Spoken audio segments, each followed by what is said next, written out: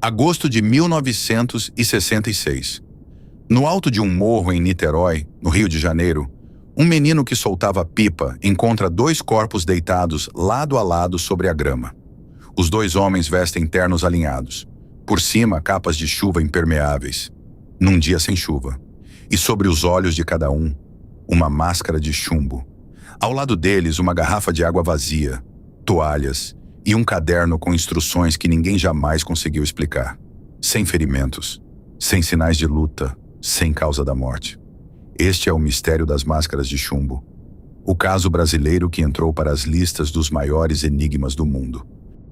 Este é o 17º arquivo do canal, e talvez o mais estranho de todos. Aqui não há suspeitos, não há culpados, não há sequer uma causa de morte. Há apenas perguntas empilhadas há 60 anos, fatos verificados, fontes na descrição. Se você gosta de mistérios reais contados com responsabilidade, se inscreve. Toda semana, um arquivo novo é aberto. Niterói, anos 60. Do outro lado da Baía de Guanabara, a cidade vivia sua rotina de balsas, comércio e praias. E acima dela, o Morro do Vintém, uma elevação de mata fechada e trilhas difíceis, frequentada por quem conhecia o terreno. Foi ali, num platô de difícil acesso, que o caso aconteceu. Um lugar que ninguém escala por acaso, ainda mais de terno, sapato social e capa de chuva. E é exatamente essa a primeira pergunta do caso. O que dois homens arrumados, como para uma cerimônia, foram fazer no alto daquele morro? Miguel José Viana, 34 anos. Manuel Pereira da Cruz, 32.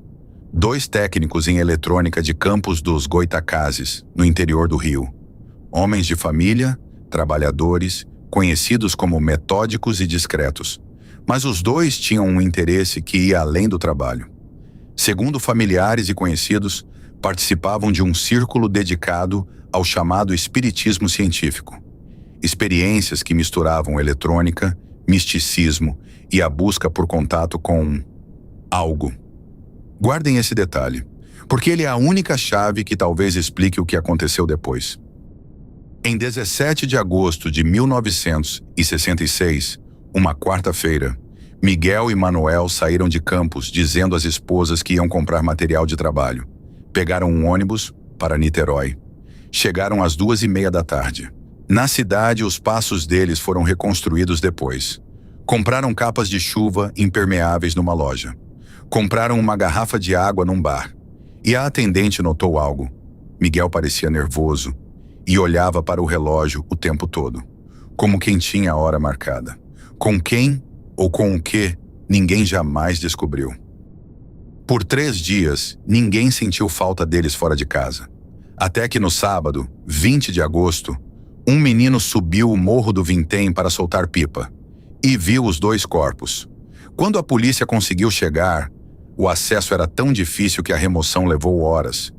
Encontrou uma cena que ninguém ali tinha visto antes. Nenhum sinal de violência, nenhuma marca de luta. Os corpos lado a lado, arrumados, quase serenos, como se os dois tivessem se deitado ali, esperando alguma coisa. O inventário da cena parece saído de ficção.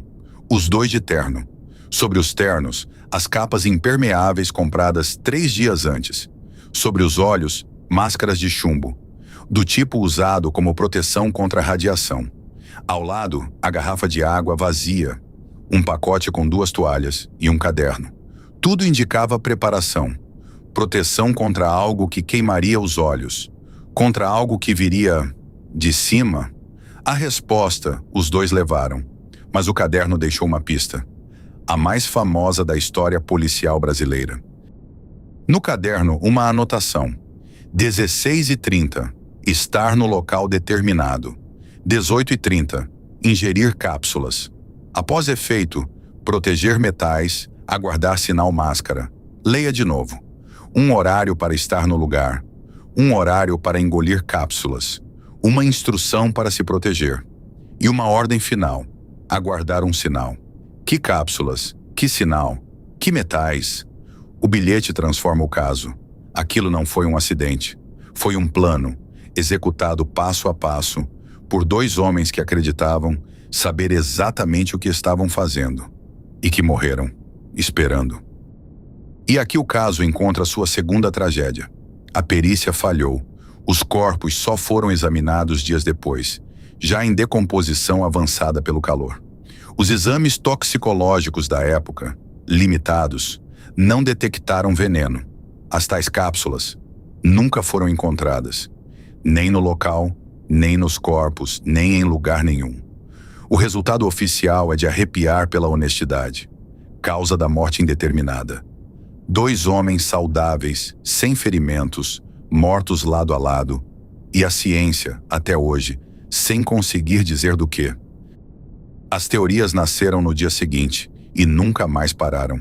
A mais famosa, os 2 teriam subido o morro para um contato, guiados pelo tal espiritismo científico que praticavam.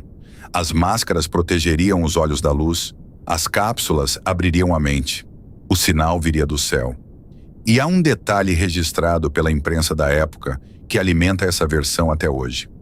Moradores da região relataram ter visto um objeto luminoso sobrevoando o Morro do Vintém justamente naquela noite. Coincidência? Sugestão coletiva? Ou os 2 técnicos de campos esperavam exatamente aquilo? As teorias alternativas tentam trazer o caso para o chão. Uma experiência com substâncias psicodélicas que deu errado. Mas os exames não acharam droga alguma. Um golpe. Alguém teria vendido aos 2 a promessa de um contato, entregue cápsulas envenenadas e sumido com o dinheiro que carregavam. Mas o veneno nunca foi provado. Há até a hipótese banal. Um mal súbito duplo, coincidente e simultâneo. Estatisticamente, não é quase impossível. Cada teoria explica uma parte da cena. Nenhuma explica a cena inteira. É isso que mantém o caso vivo há 6 décadas. A justiça tentou. Os corpos foram exumados em 1967 para novos exames. De novo, nada conclusivo. 2 anos depois, em 1969, o caso foi oficialmente arquivado. Sem causa da morte, sem suspeito, sem crime comprovado. Porque nem isso se sabe, se houve assassinato, suicídio combinado ou acidente ritual. O Estado desistiu de explicar. Mas o mundo, não. Hoje, o mistério das máscaras de chumbo é o caso brasileiro mais citado nas listas internacionais de enigmas sem solução. Ao lado de casos célebres do mundo todo. Tem verbete em enciclopédias estrangeiras, episódios de podcasts no exterior, estudos de criminologia. Em Niterói, o Morro do Vintém virou lenda local. E as famílias de Miguel e Manuel envelheceram sem a única coisa que pediam: entender. 60 anos depois, a pergunta é a mesma do primeiro dia. O que 2 técnicos de eletrônica esperavam encontrar no alto daquele morro? E o que, de fato, encontrou os 2? E você? Contato, golpe, experiência que deu errado? Qual teoria explica as máscaras de chumbo? Deixa a sua nos comentários.